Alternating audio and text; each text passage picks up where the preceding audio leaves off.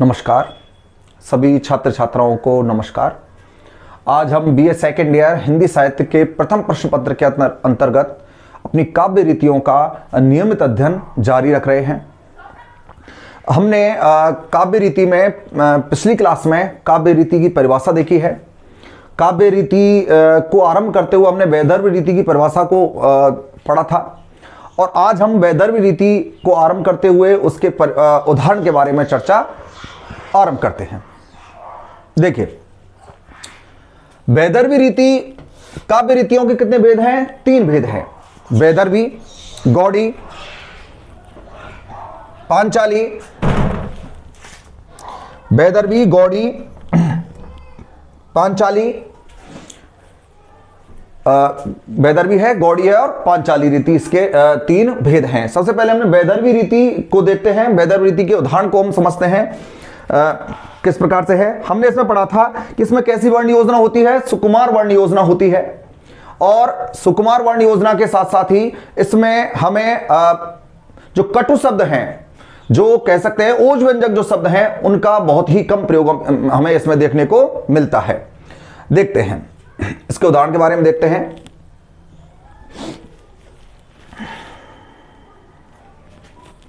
पायनी,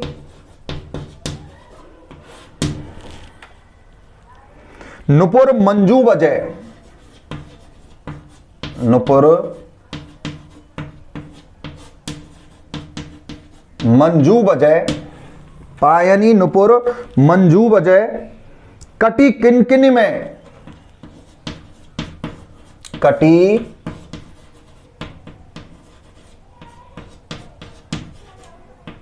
किंकिनी में धुनि की मधुराई। किंकिनी में धुनि की मधुराई।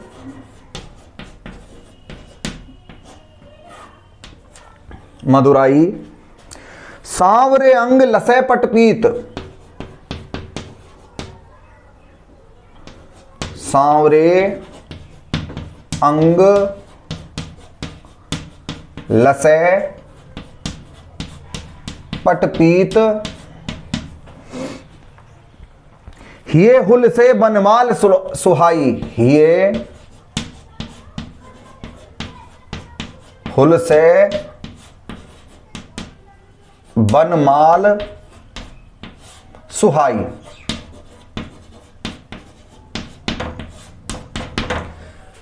देखिए, वैदर्भ रीति जिसमें सुकुमार वर्ण योजना होती है और कटु शब्दों का या कह सकते हैं ओज व्यंजकों का इसमें ज्यादा प्रयोग देखने को नहीं मिलता है। देखिए, पायनी, नुपुर मंजू बजय, कटि किंकिन में धुनि की मधुराई। सांवरे अंग लसै पटपीत, हिये हुल से बनमाल सुहाई। श्री कृष्ण का वर्णन है कि पांव में क्या है? सुंदर, बड़े ही सुंदर ध्वनि किसकी आ रही है? पांव में नुपुर अर्थात घुंघरुओं की। कटी किनकिन में धुनि की मधुराई, और कमर में उन्होंने क्या? छोटी घंटियों वाली करदनी पहन रखी है, उसकी धुन जो है बड़ी ही क्या है? मधुर है। सांवरे अंग लसै पटपीत, और सांवरे उनका सांवल जो शरीर है उस पर लसै पटपीत, जो बड़ी ही सुंदर, उनकी जो पीला जो वस्त्र है बड़ा ही सुंदर दिखाई दे रहा है। हिये हुल से बनमाल सुहाई, और हृदय पर बनमाल पुष्पों की जो माला पहन रखी है बड़ी ही सुंदर लग रही है। तो यहां हम देखें तो सुकुमार वर्ण योजना मिलती है और साथ ही हमें जो ओज व्यंजक है उनका प्रयोग हमें देखने को, ओज व्यंजक जो है वर्ण, उनका प्रयोग हमें यहां बहुत ही कम देखने को मिलता है। इसका मूल आधार क्या होता है? इसका मूल आधार माधुर्य गुण होता है। साथ ही माधुर्य गुण के जो उदाहरण हैं वे भी वैदर्भी रीति में हमें सम्मिलित हो सकते हैं। उन्हें भी आप याद कर सकते हो कि माधुर्य गुण के जो उदाहरण हैं वो भी हमारे वैदर्भ रीति में सम्मिलित हो जाते हैं। तो उदाहरण के तौर पर देखें तो माधुर्य गुण और वैदर्भ रीति के उदाहरण आप कोई भी याद कर सकते हो और कोई भी उनमें आप लिखकर उन्हें स्पष्ट कर सकते हो। यह वैदर्भ रीति का है। आगे बढ़ते हुए अब देखते हैं हम दूसरी रीति है इसकी, गौड़ी रीति।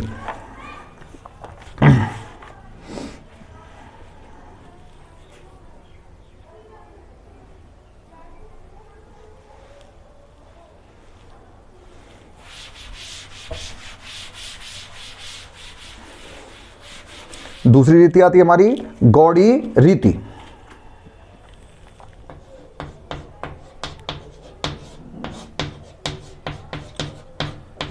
गौड़ी रीति है कि इसमें गौड़ी रीति में क्या होता है कि यह इसका मूल आधार क्या होता है, ओज गुण होता है।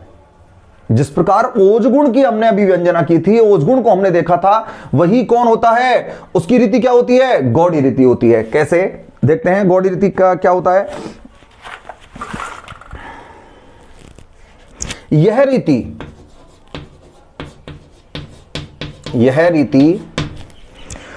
ओज गुण द्वारा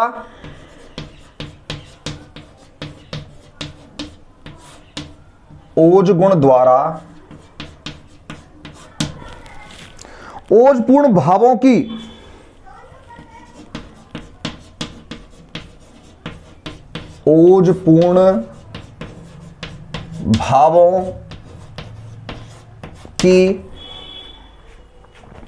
अभिव्यक्ति कराने वाली होती है।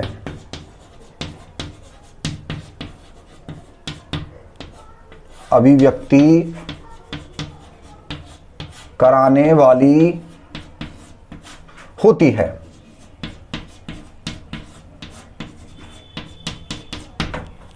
यह रीति ओज गुण द्वारा ओजपूर्ण भावों की अभिव्यक्ति कराने वाली रीति कौन सी होती है, गौड़ी रीति होती है। या हम कह सकते हैं कि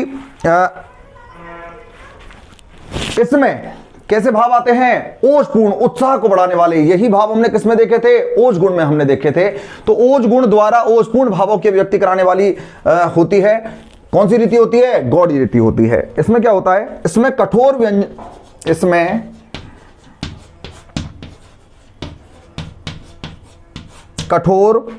वर्ण योजना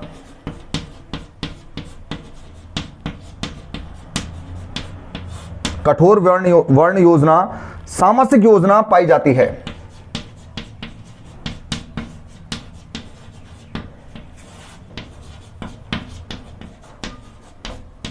योजना पाई जाती है। साथ ही रौद्र, भयानक, बीभत्स,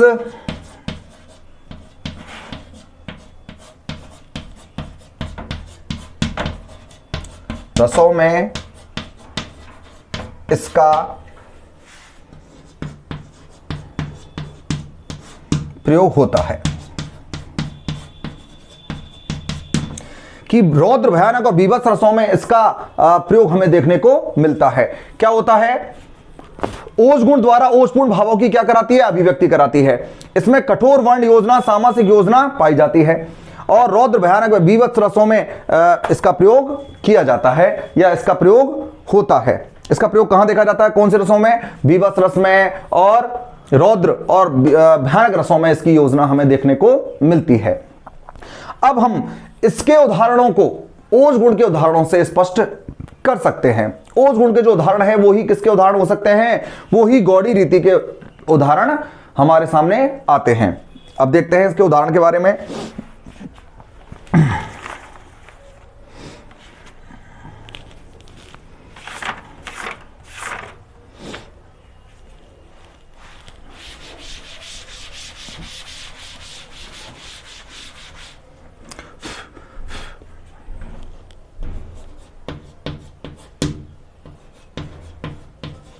मैं सत्य कहता हूं सखे,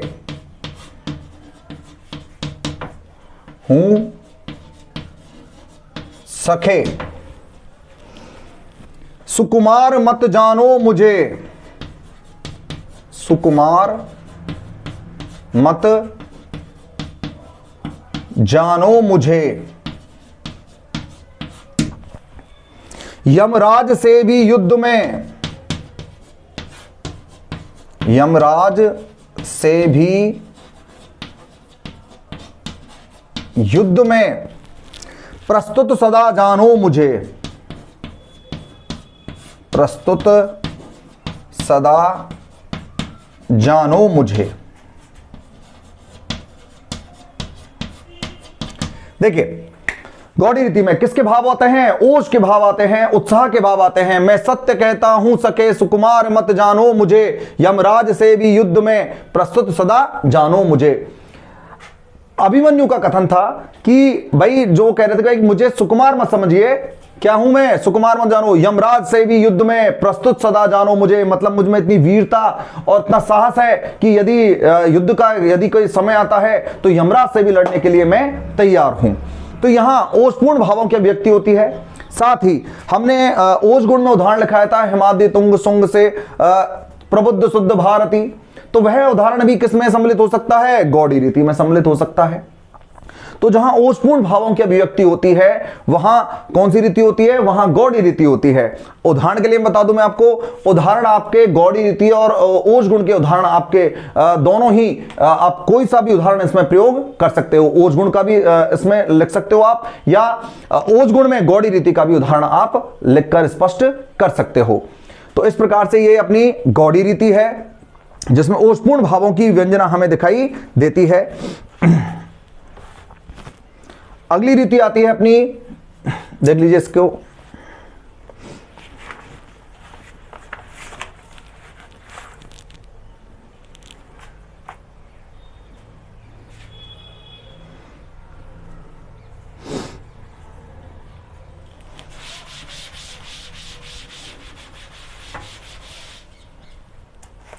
अब अपनी अंतिम अपनी काव्य रीति है पांचाली। पांचाली है, सॉरी, पांचाली ये क्या होती है? देखिए पांचाली इस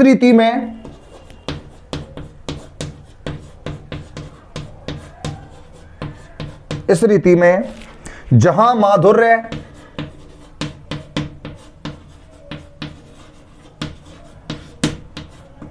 माधुर्य वह सुकुमार वर्णों का विधान होता है, माधुर्य वह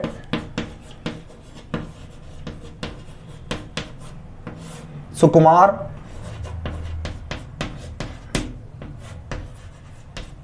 वर्णों का विधान होता है,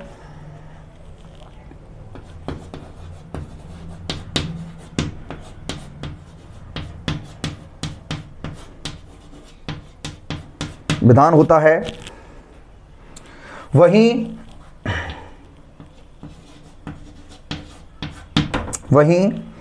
कटु शब्दों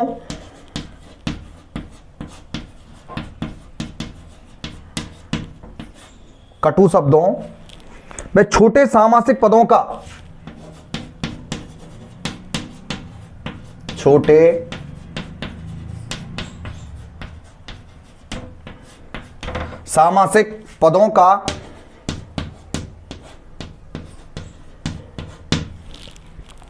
प्रयोग भी होता है।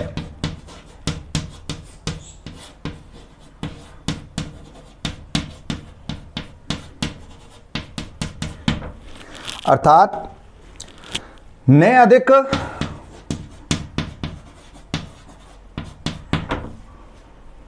सुकुमारता और न ही ओज, न अधिक सुकुमारता और न अधिक ओज। देखिए इस रीति में जहां माधुर्य व सुकुमार वर्णों का विधान होता है वहीं कटु शब्दों में छोटे सामासिक पदों का प्रयोग भी होता है। अर्थात न अधिक सुकुमारता और न अधिक ओज, अर्थात दोनों का क्या है, एक मिश्रित रूप है। इसमें ना ज्यादा सरलता पाई जाती है और ना ही ज्यादा कठिनता पाई जाती है। तो इस प्रकार से जो मध्य का जो एक ऐसा एक रीति है जिसमें ना तो ज्यादा आपको सुकुमारता मिलेगी और ना ही ज्यादा आपको ओज व्यंजक वर्ण मिलेंगे, दोनों का मिश्रित रूप, मिला जुला रूप जिस रीति में हमें मिलता है वो कौन सी होती है? पांचाली रीति होती है। और ये प्राय सभी रसों में इसका प्रयोग हमें देखने को मिलता है। तो देखते हैं पांचाली रीति क्या होती है। इस रीति में जहां माधुर्य व सुकुमार वर्णों का विधान होता है वहीं कटु शब्दों व छोटे सामासिक पदों का प्रयोग भी होता है। अर्थात न अधिक सुकुमारता और न अधिक ओज इसमें देखने को मिलता है। प्रयोग कहां होता है? प्राय सभी रसों में हमें इसका प्रयोग देखने को मिलता है। अब इसके उदाहरण के बारे में चर्चा करते हैं। उदाहरण देखिए, मधुराका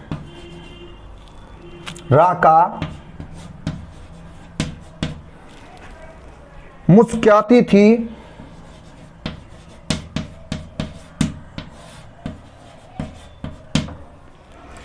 पहले जब देखा तुमको,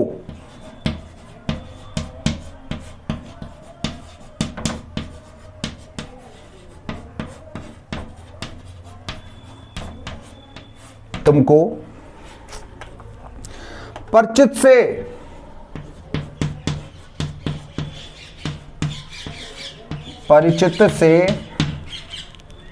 जाने कब के